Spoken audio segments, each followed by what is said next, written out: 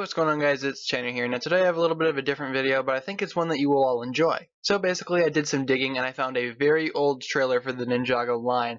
Now when I say old, I mean older than the line itself. This actually dates back to 2009, if you can believe it. But yeah, I watched it and I thought it was very intriguing, very different from what we saw, actually in the line. So I just wanted to go over it with you guys and sort of like give my thoughts. I'll just be doing this like I would any other trailer, like for example when I did my analysis for the Ninjago movie trailer. So yeah, let's get right into it.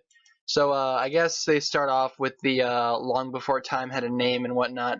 So that still stuck around, obviously, because that's a big part of the origins of the Ninjago that we know now.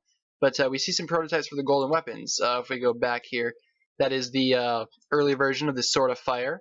Very intriguing there.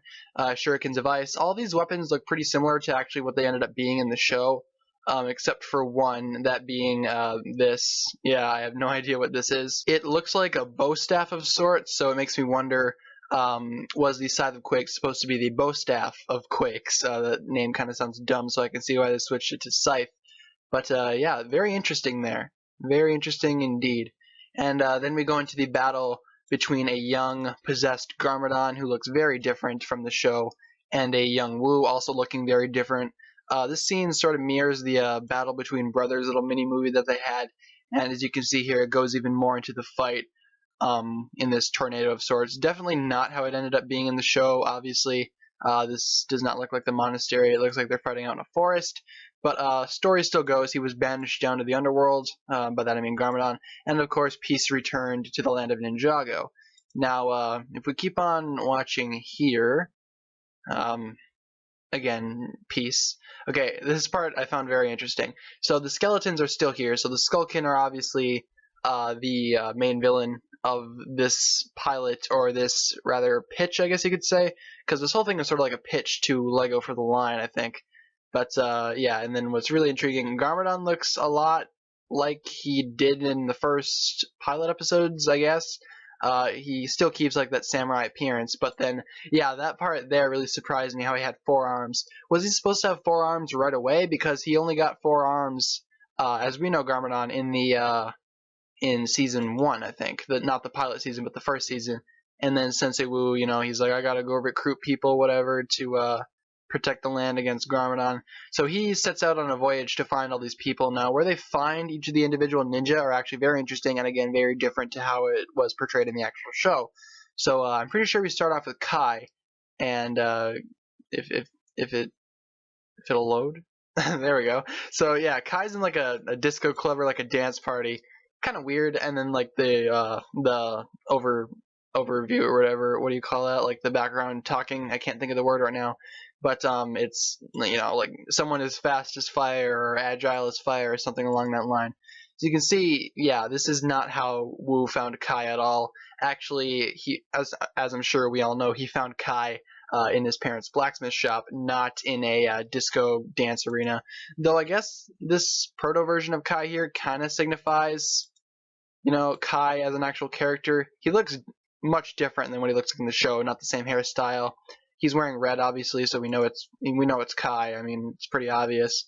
There's Wu. Zane, yeah, apparently, I guess he was conceived as snowboarding. Snowboarding, yeah, that's what it's called. And yeah, that sort of relates back to again his character, because he's the ice ninja, But in the show, I like what they did in the show a lot better, because it sort of like gave Zane that mysterious presence, because he was just down at the bottom of the river, or the little pond or whatever it was.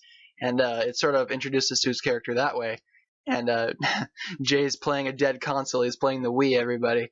I don't know. I'm nostalgic about the Wii, and he's playing tennis. I love that. But again, I really like what they did with Jay in the show as well, because he was testing his invention, I believe, off a skyscraper, and he crashed into a sign or something. That's pretty fun.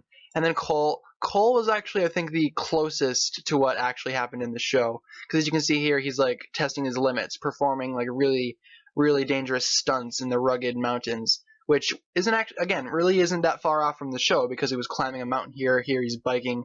Pretty much the same thing. I'm really impressed. And then, of course, the Spinjitzu Vortex, which I don't know what that's about. So, yeah, now we find here, this scene I wanted to talk about, if I can get Zane in the shot, there we go. We see all the hair, I believe this is Jay here. He has Zane's hair for whatever reason, and Zane has a helmet on. Yeah, I'm not quite sure what this is, but as you can see here, all the golden weapons are up here. So Sensei Wu, I guess, gives them their weapons right away, rather than in the show they had to, find all the weapons. I guess here they just got them as soon as they became ninja, or as soon as they were recruited, rather. But very interesting. And then here we get our first look at the ninja suits. Now, they remind me a lot of the 90s ninja suits from the 90s Lego Ninja theme. They're pretty basic, and they all pretty much share the same design. But, yeah, I guess they're pretty close, really. I mean, they all shared the same design in the first pilot season anyway. But obviously in the pilot season, they were, not like this. They were actually a little better, dare I say. But here we have Sensei Wu trying to teach them how to do spinjitzu, I guess, and then there's the dragon for some reason. I don't know. I guess this is... I really like this shot here with the 4 ninja lined up and their 4 dragons. That shot is pretty cool, but the dragons look very different as well, because in the show they all had a very much more unique... What is that?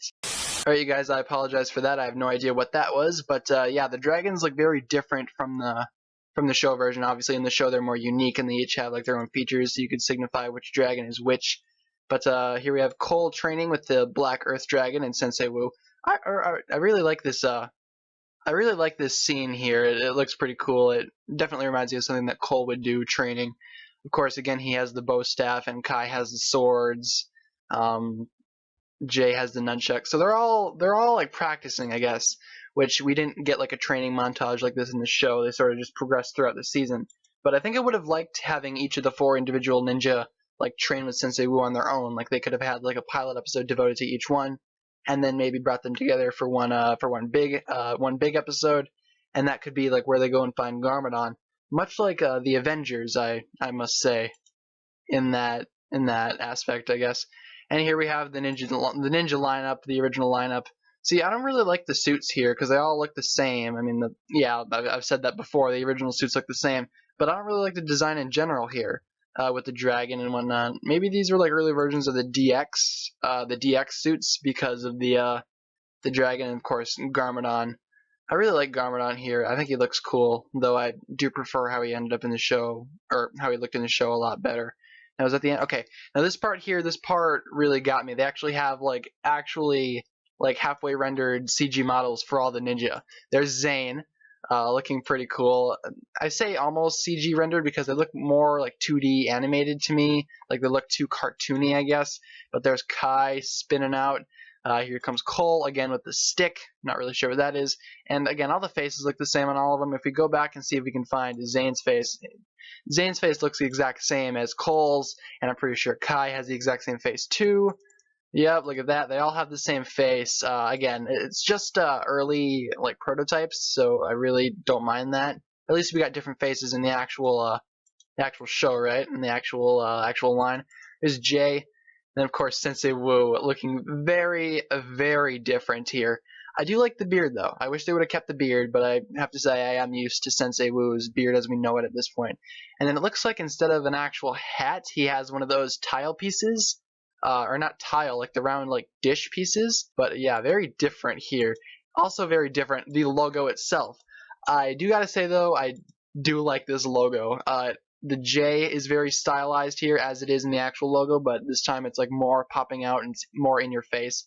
And it looks like a person, like the outline of a person maybe performing spinjitzu or something like that. But otherwise, the logo itself, I'm pretty sure like they had a clear understanding of where they were going here with this logo, and overall the line in general. I am a really big fan of that. So yeah, that's pretty much it, guys. Just a quick little look at what Ninjago was conceived as, like what it was planned as, and then a little comparison to what it ended up being. I really hope you enjoyed this video. I apologize if it wasn't professional enough for you guys. I know some of you prefer like my usual format of videos, but I hope this was a good experience for you guys. I know a lot of you know about this already, but for those of you who don't, please leave a comment telling me what you guys learned from this. Were you guys surprised by how it was first planned out, or is it more or less what you expected? Besides that though, guys, that's pretty much it. If you enjoyed this video, be sure to give it a thumbs up rating and click that subscribe button, guys. It really means a lot to me. Also, again, leave a comment stating what you think of this, and of course leave your video suggestions down below as well. Thanks a lot for watching, guys. My name is TannerFishies, and with that, I bid you farewell.